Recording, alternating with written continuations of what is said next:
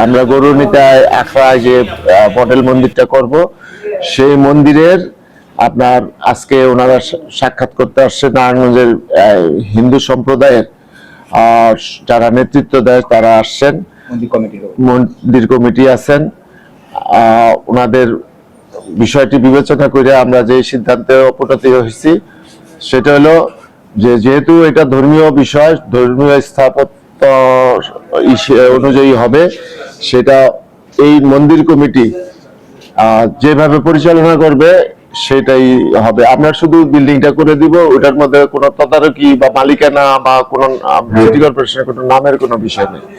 তাদের পূর্বে ওই মন্দিরের যে নাম আছে সেই নামে থাকবে এবং ওনারা যে ডিজাইন দিবে সেই ডিজাইন অনুযায়ী আমরা এই মন্দিরটা করে দিব, যাতে তারা স্বাধীনভাবে তাদের ধর্মচর্চা ওখানে করতে পারে।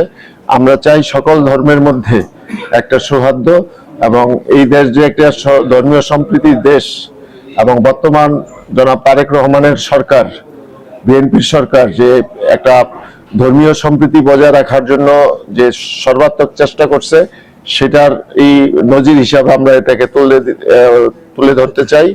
আমরা আশা করি হিন্দু সম্প্রদায় যারা আছে তারা নির্বিঘ্নে এবং ধর্মচর্চা করতে পারবে।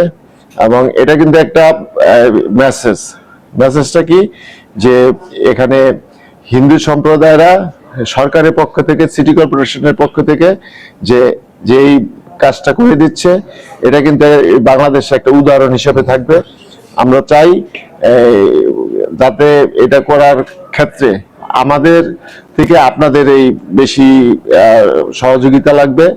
আপনারা সহযোগিতা করবেন। এখানে আমাদের এই সিটি কর্পোরেশনের এখানে মাতবরি করার কোনো বিষয় নাই।